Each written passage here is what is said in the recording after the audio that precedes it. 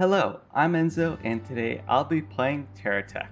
And in this episode of TerraTech Builds, I'm going to be going over the light cruiser Knight. The CL Knight is a siren ship from Azure Lane, one you fight. Now the reason I wanted to recreate one of these is because, I think the siren ships are really cool. However, I had a lot of difficulty with this, and I used quite a few mods to make some of the really cool effects that go into this ship. The first thing you might notice is that we have aircraft. Yeah, that's pretty neat. Now, they have these little shields so that the missiles don't fire. When you're moving, the missiles hit the anti-air guns and cause slowdowns. It's a little annoying. You have to remove them when operating aircraft because if you don't, it'll blend weird with the tech. Let me explain. This is a fusion bolt pair, reusable, from the Fusion Block mod. And this is an awesome mod, because you can fuse text together. Unfortunately, it does take into account the build limit. That saddened me. But more importantly, you can fuse text together reusably, like this. Now you have to move them back or they'll refuse. Okay, it didn't break it. Sometimes it does, sometimes it doesn't. Unfortunately, you have to put this back in the airplane. And this little plane has some jets so it can vertically take off. This is just a little concept plane I made. It's not the greatest, obviously. Doesn't even have a repair shield bubbles. Since the Knight had planes, I was thinking, mine should have planes. These could be used as like scouting, fighters, or attack aircraft. And yeah, it's pretty neat. Just the fact that I could do this with mods in TerraTech is the best part about the whole thing. I could get aircraft onto another tech, and they fuse. They stay there. They don't get bumped around in transport. And yeah, so that's fusion blocks. I made a little ramp so you can get back up, and they fuse instantly. Now, there are a few annoying things about fusion blocks where the cab has to be in the same direction, the tech has to be in the same direction. But for this application, it works perfectly. So, aircraft are one of the main armaments. We have 4 quadruple anti-air guns, 4 CIWS systems, and 6 torpedo rocket batteries. Yeah, so instead of using the old armor, or it was shield piercing I believe, these were good and all, but you had to face in the direction. Now obviously you still have to relatively face in the same direction, but these missile pods, to me, are more like torpedoes. Instead of having a constant stream, they do take a few seconds to reload. I mean, not really, but still, you get the point. More like torpedoes. But the best part is this right here. I need to go find a target. I should also mention at this point, with all the mods I have, I also added the weapon aim mod, which means your gun will aim where the enemy is going to be, not where they're at. So, it predicts it. But anyways, look at this. We don't want to ram. Look at that. Isn't it beautiful? You're probably extremely confused. How could this gun rotate? Or this massive block, shall I say? The damage is also very respectable, especially with those rocket batteries as torpedoes. Anyways, we have to get out of range. The gun still tracks, even if it can't fire. You can also see the missile effect, how it slows us down there. But once you're out of range, the gun resets. What kind of sorcery is this, you ask? I think it's this side. Oh, the camera's bugged. That's beautiful. That's why our field of view is weird. But we have this thing. GSO Medium Embedded Swivel. It's from a mod called Control Blocks. This is the coolest mod I've ever played with. It has pistons. It has swivels. You can make awesome contraptions with this. So cool, in fact, I needed to bring out this proof of concept. Show you kind of how the swivels work. As you can see, this is a small-ish turret. The turret is purely decorative. We only really care about the guns. As you can see, it tracks enemies. It's supposed to swivel up and down too. Oh. I guess, yeah, they're angled because you can see they're glitched into the tech. But anyways, the whole point of this contraption is to angle the guns upwards. And if we have a flying tech, which I might as well go get one. Alright, I know it's not a full show off of the CL, but come on. Look at that. Anti-air systems. Now, I don't think I put enemy tracking on, and those guns suck anyways, but it's a proof of concept. Cool anti-air gun can be made, and they reset when enemies are not nearby. But just like, look at that! So awesome. Instead of having to tear down that main gun, I think it'd be easier if I explained it with this little model. So, this uses small swivel. That one uses a medium one, but medium ones are 2x2, meaning it's slightly off center, which annoys me, but it's stronger than a small one. And, you know, this gets taken out, boom goes your entire turret. So, that's kind of important. Anyways, it uses this option. I played around with this a lot, and only a few days ago I figured out the right settings. So, you know, the further the better, obviously, but it works with your view distance, so your tech's engagement range, you know. If other guns don't point at it, these can't either. But, yeah, so pretty much properties don't matter. Input local to tech means only this tech can activate it, not, say if it's a button, for example, like 1 or 3, 2. I'll explain that in another episode. But if you press those while you're in another tech and you had that off, it would do stuff on this tech. It's actually extremely cool. Anyways, we only care about these options. Sensing if enemy... Oh, yeah, sensing. If enemy tech is near, input parameters 400. I assume that's these coordinates. I'm not 100% sure. I'm pretty much going by trial and error with this stuff. I guess the strength, I don't know, I set it to 500. It seems to work. But more importantly, this one, which I finally figured out. You basically have to do negative tech range. I know it sounds bizarre, but it works. It resets the gun to 0. But once we get back in range, only this one will trigger, meaning we target the enemy. And literally copied the exact same settings. This is a Hawkeye dual swivel rotor. You can't really tell with the paint it has, but you can see there's little dashes that indicate which way the guns go, for example. And that's pretty much what allows targeting with this gun. So that's pretty neat. And like I said, the rest of the turret is decorative. These were built for another project I'm working on, but transferring them onto that project has been difficult, so it's been delayed. But yeah, okay, that's the basic premise of how the control blocks work. Now, I mean, I kind of have to show off the turret. There's nothing inside beside, well, anti-grav, repair, and shield bubbles. That's mostly just so this tech is a bit lighter up here, because unfortunately, this tech cannot hover without electricity. I know. Purifier is still the most powerful tech I've ever built. But this cruiser comes very close. Like, these guns are broken. Now, normally you'd have to use one of these chain guns, and they have a massive space, and they're only single mounts.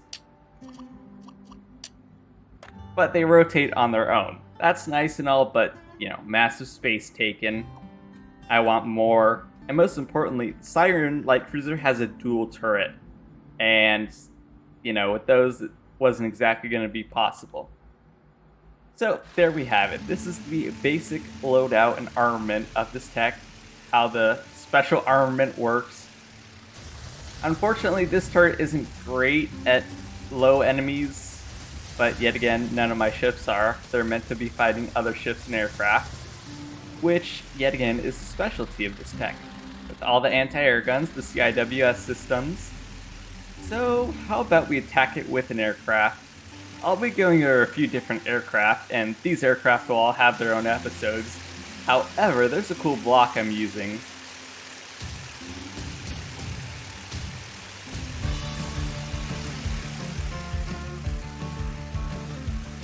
Oh yeah, the aircraft missiles are pretty much the main threat. Obviously, the anti-air guns are powerful.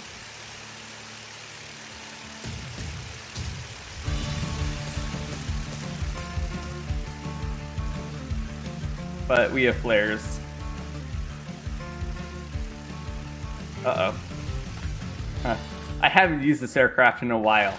You have to really focus when you're using guns like this. Ooh. Yeah, you can see, any aircraft gets hit by that anti-air and you're dead. Alright, I'm sorry for the last aircraft, but I wanted to test it against that. But for this one... Ooh.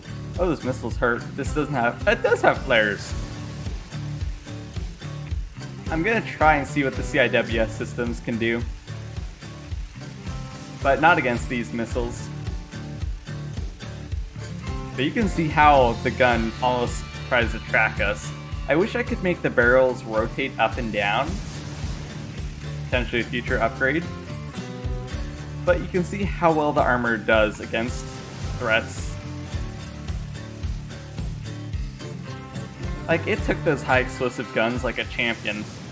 And it was... I forgot how many were on that plane, but still. That's a lot of high explosive guns to take. All reliable.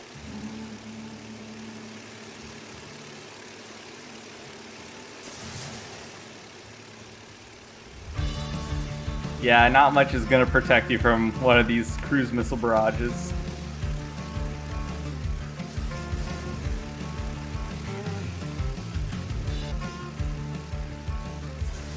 But the CIWSs are doing work. They've blocked a few missiles. Oh, well, we broke... Yeah, I probably should have enabled shields earlier. But this just goes to show how broken this tech is. Like, how many missiles it can take. It's still floating too, that's the craziest part. Alright, one last barrage. Okay, one more. For good measure. Never mind, we got hit.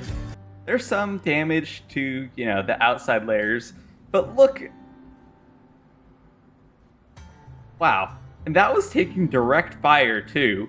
And it survived. That's incredible.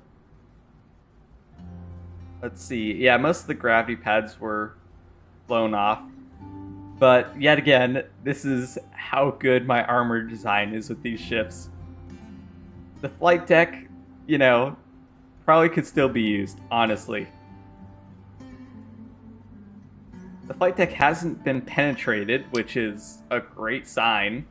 The superstructure, well, it took quite a bit of damage, but that's where cabs are located, so of course it got focused. The main gun is still battle ready. Well, as long as the swivel doesn't get broken, it's still usable. That's incredible. We survived with one CIWS, the missiles / torpedoes didn't get destroyed. Overall, pretty incredible. Let's check the internals to see if anything was damaged in here. I mean, obviously the splash explosion damage hurt everything, but looks like everything's relatively fine inside. Let's strip away the armor. I believe it's, yeah, 2 layers for the flight deck back here. I call it a flight deck, but I don't know what our term to use for it. It's where the aircraft are. I mean, yeah, no major interior damage. Side armor plating is, well, especially on the side that didn't get struck. Like, look at that. Interior armor all looks fine except for like 2 that, I don't know, maybe took stray shots. Overall, I keep saying I make unkillable demons every single time I make a new ship. With the exception of the destroyer, which I will rework again in the future. I'd say this is pretty amazing.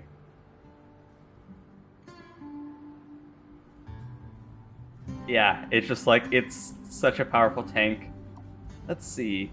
Most of the superstructure is armor, because, like, you know, This is obviously going to be the most targeted part. Are there even cabs in here? No, it's all armor, isn't it? It's all armor. The cab, I believe, is somewhere near the bottom in the middle.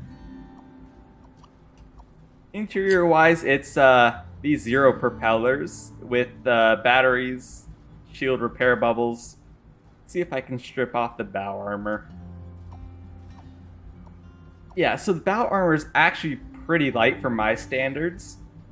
It's 2 blocks at least, you know, outside, inside. I'm pretty sure it's 2 blocks for all. I believe Purifier has like 3 or 4 blocks of armor, which is why Purifier is so hard to destroy. But to be fair, Purifier's weakness is like in this area. The stern top plating has, I believe, 2 layers of armor, 2 or 3. Just like this tech, but yet again, doesn't get blown up by anything. That just goes to show how powerful of a tech I built. Do I regret this? No. It's the coolest thing ever. There's the cab. This cab is, yeah, in the middle. Oh, that's right. Okay, wait, so that's a cool little detail I made. Obviously, yeah, some stuff tried to get through here. Obviously, the better future blocks are weaker than Hawkeye, but they're all decorative. Whoa, it's, yeah, okay. So the cab is all the way down there. I think there's only 1 in here. There might be 2. Whoa. Oh, wait, we did take some damage back here. Interesting. But yet again, heavily bombarded, so that's fine. But the cab is protected by a special extra layer of armor just because it's the only one, I'm pretty sure. As you can see, all the superstructure armor, all the angled armor that's focused here is making sure to protect that cab. But yeah, in total, the first versus aircraft combat test was amazing. Obviously, I could cheese this and destroy aircraft. Obviously, I could cheese this and easily destroy this with aircraft, but where's the fun in that? I think we need to do the turret run. Also, one last note, the battery is almost depleted. So that's the only issue, low battery capacity, but with a ship of this size, it kind of makes sense. Before we get to the turret run, this ship's max speed is somewhere around 116 kilometers an hour. I have an issue with that. I live in America. We don't do kilometers here, so the number will be on screen. But you can see the turning ability is really good, and the only issue with that is, well, I wanted this tech to be able to turn well. What I sacrificed was this. You can't really go left to right easily, or at all. It's a difficult challenge. But, you know, turning ability is good. Probably slightly more useful too. Dodge attacks and stuff. Alright. Time. Now, a lot of the time, our guns aren't going to be able to, or the main guns at least, won't be able to hit the smaller techs. But the pure splash damage from the anti-air should take care of most stuff. The missiles that we are lobbing, which also, that looks awesome. But yeah, you get the point. This thing can shred anything in its path.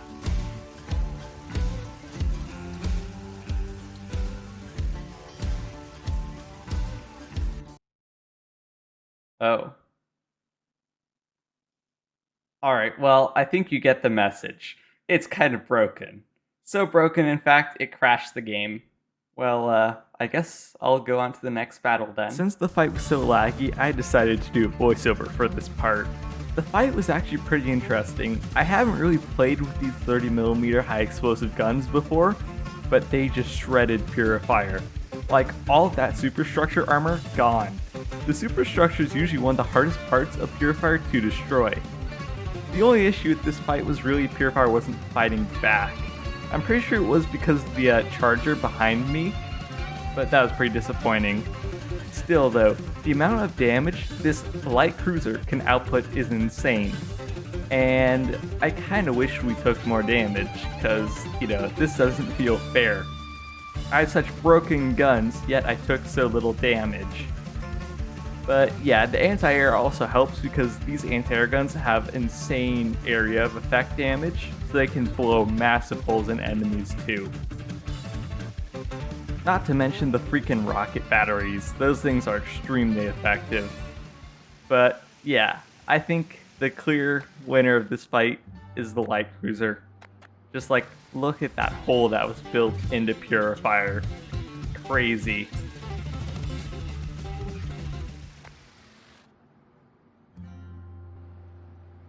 Honestly, I think the AI just broke, because, like, Purifier should have put up more of a fight. Like, we didn't take any damage, any serious damage. Our bow's been, well, chipped, is the best term for it. We took very, very light damage compared to the shredding that we did to Purifier. Like, this gun is now nicknamed the Shredder, by the way. That's its official name, just because of what it did. This gun is very balanced, as you can see.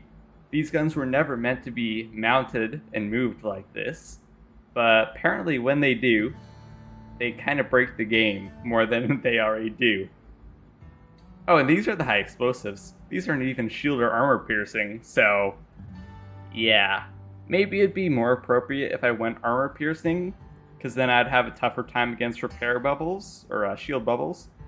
But I don't know. I'd say this is pretty fun.